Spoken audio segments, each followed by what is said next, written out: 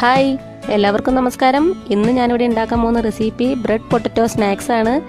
അപ്പോൾ ഇതുണ്ടാക്കാൻ തുടങ്ങുന്നതിന് മുൻപായിട്ട് നിങ്ങൾ ആദ്യമായിട്ടാണ് എൻ്റെ വീഡിയോ കാണുന്നതെങ്കിൽ തീർച്ചയായിട്ടും സബ്സ്ക്രൈബ് ചെയ്യുക. അതുപോലെ തന്നെ തൊട്ടടുത്ത് കാണുന്ന ബെല്ലൈക്കൺ ഒന്ന് പ്രസ് ചെയ്യുകയാണെങ്കിൽ ഞാൻ അടുത്തതായിട്ട് അപ്ലോഡ് ചെയ്യുന്ന വീഡിയോ ആ സമയത്ത് തന്നെ നിങ്ങൾക്ക് നോട്ടിഫിക്കേഷനായിട്ട് ലഭിക്കുന്നതായിരിക്കും. ഇത് ഉണ്ടാക്കാനായിട്ട് വളരെ സിമ്പിളാണ്. ഇതിന് ആദ്യം ഒരു ഫില്ലിങ്സ് ആണ് തയ്യാറാക്കി എടുക്കേണ്ടത്. അപ്പോൾ ഇതെങ്ങനെയൊക്കെയാണ് ഉണ്ടാക്കിയെടുക്കുന്നതെന്ന് ഞാൻ പറഞ്ഞുതരാം. അപ്പോൾ ഇനി ഫില്ലിങ്സ് തയ്യാറാക്കി എടുക്കാനായിട്ട് ഞാനിവിടെ ഒരു ചട്ടി വെച്ചിട്ടുണ്ട്. ഇതിപ്പോൾ ചൂടായിട്ടുണ്ട്. ഇതിലേക്ക് 2 ടീസ്പൂൺ വെളിച്ചെണ്ണ ചേർത്ത് കൊടുക്കുക. ഇതിലേക്ക് അര സവാള ചെറുതാക്കി ഇതുപോലെ അരിഞ്ഞു കൊടുത്തിട്ടുണ്ട്. അത് ചേർത്ത് നല്ലതുപോലെ വഴറ്റി കൊടുക്കുക. പച്ചമുളക് ഒരെണ്ണം ചെറുതായിട്ട് നുറുക്കി വെച്ചിട്ടുണ്ട്. അത് വളരെ ചെറിയ പച്ചമുളകാണ്. അതും കൂടെ ചേർത്ത് നല്ലതുപോലെ വഴറ്റി കൊടുക്കുക.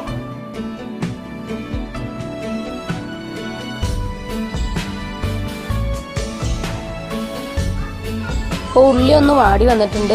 ഇതിലേക്ക് 1/4 ടീസ്പൂൺ മഞ്ഞൾപ്പൊടിയും കൂടി ചേർത്ത് കൊടുക്കുക.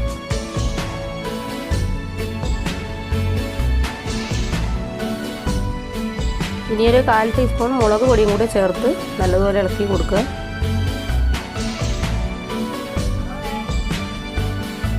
ഒരു 1/4 ടീസ്പൂൺ കുരുമുളകിൻ്റെ പൊടിയും കൂടെ ചേർത്ത് കൊടുക്കുക.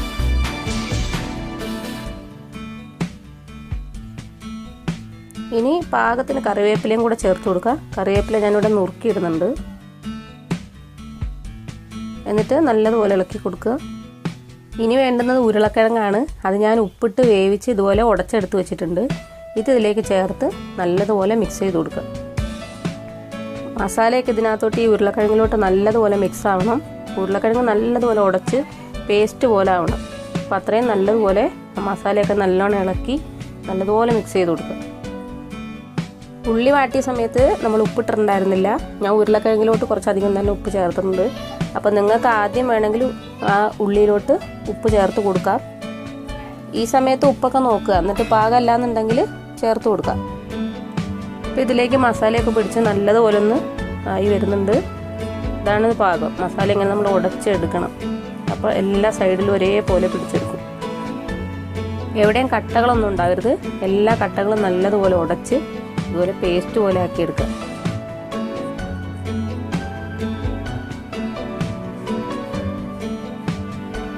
ഇത്രയും മതി. ഇതിപ്പോൾ പാകമായിട്ടുണ്ട്. നമുക്ക് മാറ്റി. ഇനി ഇതുപോലെ ഒരു ബൗൾ എടുത്ത് വയ്ക്കുക. ഇതിലേക്ക് 2 ടീസ്പൂൺ കടലപ്പൊടി ചേർത്ത് കൊടുക്കുക. കുറച്ച് ഉപ്പും കൂടി ചേർത്ത് കൊടുക്കുക. ഈ പൊടിക്ക് പാകത്തിനുള്ള ഉപ്പ്. എന്നിട്ട് നല്ലതുപോലെ ഒന്ന് മിക്സ് ചെയ്ത് കൊടുക്കുക. ഇനി പാകത്തിന് വെള്ളം ഒഴിച്ചിട്ട് ഇതൊന്ന് ലൂസാക്കി എടുക്കുക. ഒരുപാട് കട്ടിയാക്കരുത്. കുറച്ച് ലൂസായിട്ട് വേണം ഇത് ഇരിക്കാനായിട്ട്. നല്ലതുപോലെ ഇളക്കിയിട്ട് ആ കട്ടകളൊക്കെ ഉടച്ചെടുക്കുക. ഒരുപാട് കട്ടി കൂട്ടി കഴിഞ്ഞാൽ ഇത് മുരിച്ചെടുക്കാനായിട്ട് പ്രയാസമായിരിക്കും. ഇതുപോലെ ഒന്ന് കലക്കിയെടുക്കുക. ഇതിപ്പോൾ നന്നായിട്ട് കുറച്ചുകൂടെ വെള്ളം ഒന്ന് ചേർത്ത് കൊടുക്കുക. 1 ടീസ്പൂൺ വെള്ളം കൂടി. ഇത്ര ഇരുന്നാൽ മതി. ഇതോട്ട് ചേർത്ത് നല്ല മിക്സ് ചെയ്ത് കൊടുക്കുക. ഈ ഒരു ലൂസ് വേണം നമുക്ക്. ഇതാണ് പാകം. ഇനി കുറച്ച് ബ്രെഡ് എടുക്കുക. എന്നിട്ട് ഇതുപോലെ ഞാൻ കട്ട് ചെയ്ത് വെച്ചിട്ടുണ്ട്. നിങ്ങൾക്ക് ഇഷ്ടമുള്ള ഷേപ്പിൽ കട്ട് ചെയ്തെടുക്കുക. നിങ്ങൾക്ക് എത്രത്തോളം വേണോ അത്രയും എടുക്കുക. പിന്നെ വേണ്ടത് ബ്രെഡ് ക്രംസ് ആണ്. അത് ഞാനിവിടെ ഒരു പ്ലേറ്റിലേക്ക് എടുത്ത് വെച്ചിട്ടുണ്ട്. ഇനി എല്ലാ ഇൻഗ്രീഡിയൻസും നമുക്ക് ഒരുമിച്ച് അടുത്തടുത്ത് വയ്ക്കാം. ഇനി ബ്രെഡിൻ്റെ ഒരു പീസ് ഇതുപോലെ എടുക്കുക. ഇതിലേക്ക് ഒരു സ്പൂൺ കൊണ്ട് കുറച്ച് ഫില്ലിങ്സ് എടുത്തിട്ട് ഇതിന് നടുവിലേക്കായിട്ട് വെച്ച് കൊടുക്കുക. എന്നിട്ട് എല്ലാ സൈഡിലേക്കും ഒന്ന് പരത്തി കൊടുക്കുക.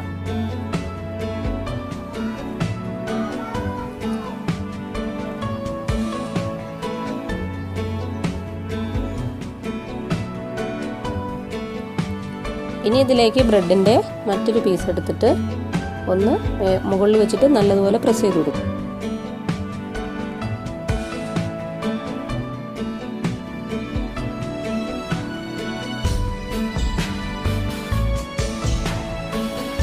ഇനി എടുത്തു വച്ചിരിക്കുന്ന കടലമാവ് എടുത്തിട്ട് ഇതിൻ്റെ എല്ലാ വശങ്ങളിലും നല്ലതുപോലെ തേച്ച് പിടിപ്പിക്കുക. ഇത് അതിലേക്ക് മുക്കിയെടുക്കാത്ത എന്താണെന്ന് വെച്ചാൽ ബ്രെഡ് വളരെ പെട്ടെന്ന് തന്നെ നനഞ്ഞ് തീരെ അങ്ങ് ഉടഞ്ഞു പോകും. അതുകൊണ്ടാണ് ഇങ്ങനെ ചെയ്യുന്നത്. അപ്പോൾ നിങ്ങൾക്ക് അങ്ങനെ ചെയ്യാൻ പറ്റുന്നുണ്ടെങ്കിൽ അങ്ങനെ ചെയ്തോളൂ.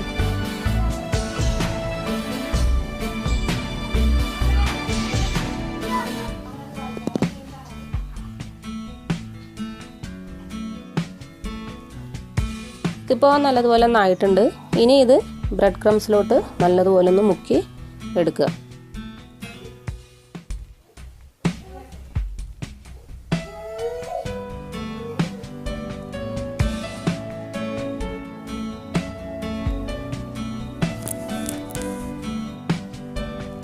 ഇതിപ്പോൾ ഒന്നായിട്ടുണ്ട്. ഇനി ഇതുപോലെ നമുക്ക് ബാക്കിയും കൂടെ ചെയ്ത് കൊടുക്കാം.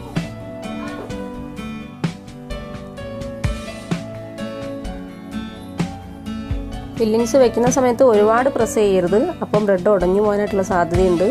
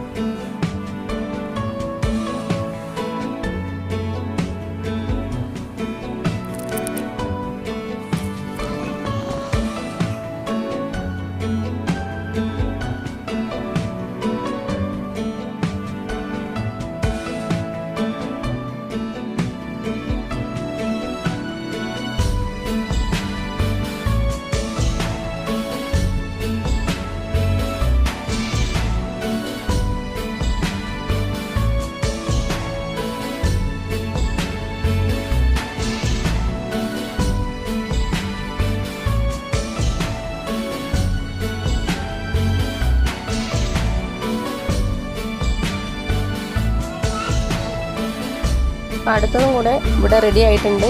അപ്പോൾ ബാക്കിയെല്ലാം നമുക്ക് ഇതുപോലെ ചെയ്തെടുക്കാം. ബാക്കിയെല്ലാം കൂടെ ഞാൻ ബ്രെഡ് ക്രംസിലോട്ട് മുക്കിയിട്ട് ഇതുപോലെ എടുത്തു വെച്ചിട്ടുണ്ട്. ഇനി ഇതൊന്ന് ഫ്രൈ ചെയ്തെടുക്കാം. ചട്ടിയിൽ എണ്ണ ഒഴിച്ച് ഇവിടെ ചൂടാക്കാനായിട്ട് വെച്ചിട്ടുണ്ടായിരുന്നു. ഇനി ഓരോന്നായിട്ട് ഇതിലേക്ക് ചേർത്ത് കൊടുക്കാം. ആദ്യം ഹൈ ഫ്ലെയിമിൽ തീ വയ്ക്കുക. അതിനുശേഷം നമ്മൾ ഈ ബ്രെഡ് ഇട്ട് കൊടുത്തതിന് ശേഷം ലോ ഫ്ലെയിമിലേക്ക് ആക്കി വെക്കുക. ഇത് പെട്ടെന്ന് തന്നെ ഫ്രൈ ആയി കിട്ടും. അതുകൊണ്ട് ഇടയ്ക്ക് ഇളക്കി കൊടുത്തുകൊണ്ടിരിക്കണം.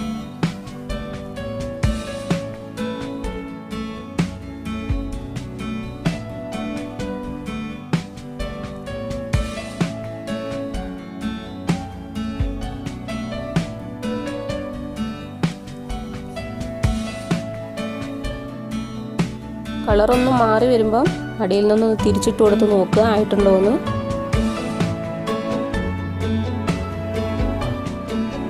ഇപ്പം അടിവശം ഒന്നും ആയിട്ടുണ്ട്. അപ്പം ഇതൊന്ന് തിരിച്ചിട്ട് കൊടുക്കുക.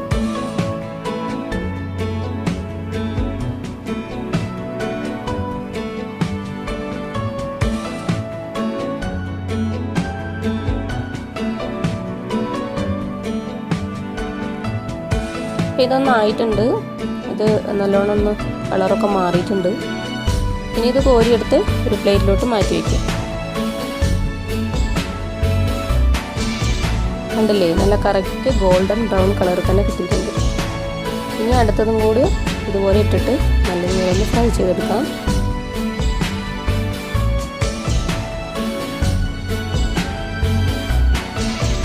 ബാക്കിയും കൂടെ ഫ്രൈ ചെയ്തെടുത്തിട്ട് ഇതുപോലെ ഒരു പ്ലേറ്റിലോട്ട് മാറ്റിയിട്ടുണ്ട്. തീർച്ചയായിട്ടും നിങ്ങളെല്ലാവരും ഇത് ട്രൈ ചെയ്ത് നോക്കണം. എന്നിട്ട് അഭിപ്രായങ്ങൾ അറിയിക്കാനായിട്ട്